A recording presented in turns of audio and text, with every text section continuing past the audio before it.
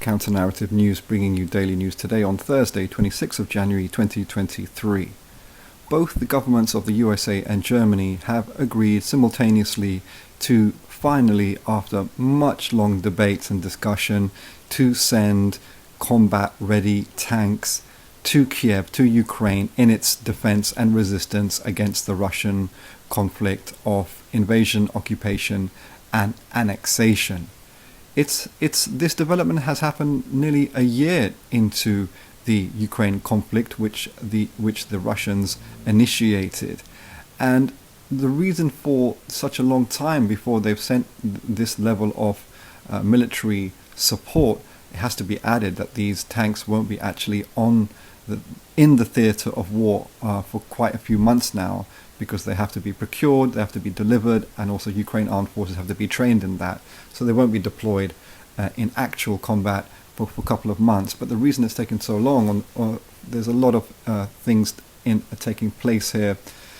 On the side of Germany, Germany obviously has this history in the two world wars, particularly the Second World War, with the Nazi regime there conducting its own supremacist wars of invasion, occupation, and annexation.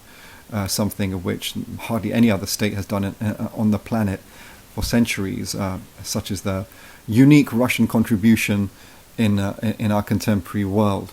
So there's an awkwardness there in terms of Germany's Nazi past, and for Germany to be throwing its military weight around to whatever extent kind of inspires echoes and reflections of that time. Of course, Germany has been militarily involved in many places around the world, not least in the breakup of the former Socialist Republic of Yugoslavia. And on the USA side, there's been much discussion. It's interesting if you reflect on it, because Russia is a superpower. It has a very large population, nearly 200 million people. It has a lot of human personnel that they're throwing into this conflict. It also has a considerable military infrastructure and capacity, whereas Ukraine is much smaller population, has a much smaller military. So really, in that context, it's not like that the West has really supplied Kiev to strategically match firepower to firepower in its support for Kiev. It has not, but there is some nervousness in Western capitals to some extent that if they escalate their support for the right of Ukraine for self-determination and resistance against the supremacist war of occupation and annexation by Moscow, that Moscow will retaliate. And Moscow often makes noises that this is an escalation which it sees unacceptable, and it drives history into a dangerous direction. Basically, Moscow is threatening a tit for tat and an escalation to target certain Western nations in support of Kiev. So far as we can see 1 year on in the Ukraine conflict, it seems that is largely bluster, because Moscow leadership has not engaged anywhere except in Ukraine, and it remains to be seen whether Moscow has the confidence or the audacity to conduct any counter-escalation itself. That remains to be seen. Of course, world humanity hopes that it does not. The vast majority of nations in the world are formally against this illegal war conducted by Moscow.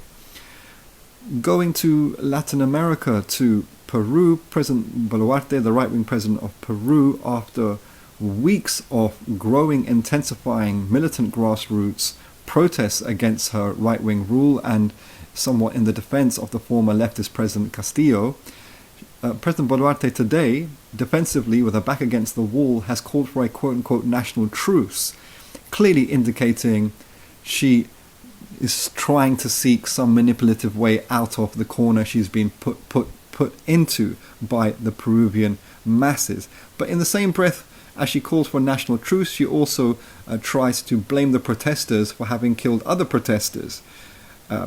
She claimed that, yes, some of the security forces have been involved in this fatal repression, but she said, but also many protesters have been guilty of killing their own.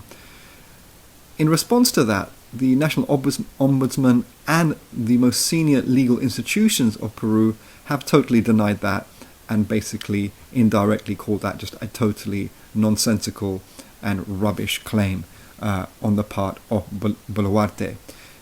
Considering the situation in Peru, it seems that now these comments from President Boluarte will be seen largely by the protest movement as another indication that they are on the path to victory.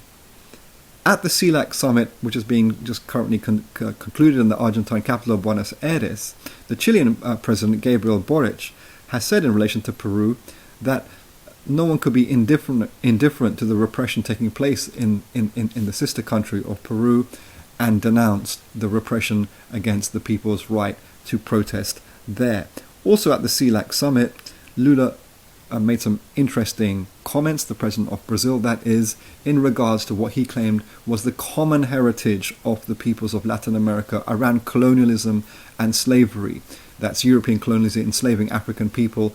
And Brazil was very much the destination more than any other that saw the vast, biggest majority of enslaved Africans there. And they conducted many revolts and many resistance that rocked the region and the Caribbean, including also with other slave revolts and resistance and uprisings, especially considering places like Haiti and also Jamaica and also others. Lula comments that these things should unite people and recommit themselves to supporting the labouring masses across the region. Really fantastic words from Lula, really has to be welcomed.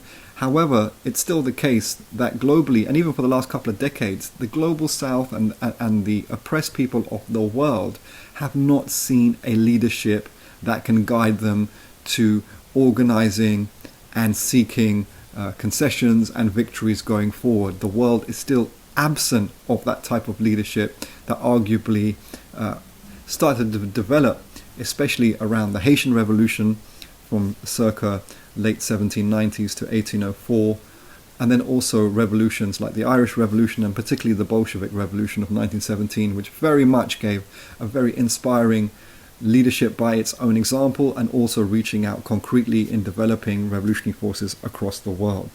Finally, on this day, as 26th of January 1944, Angela Davis was born.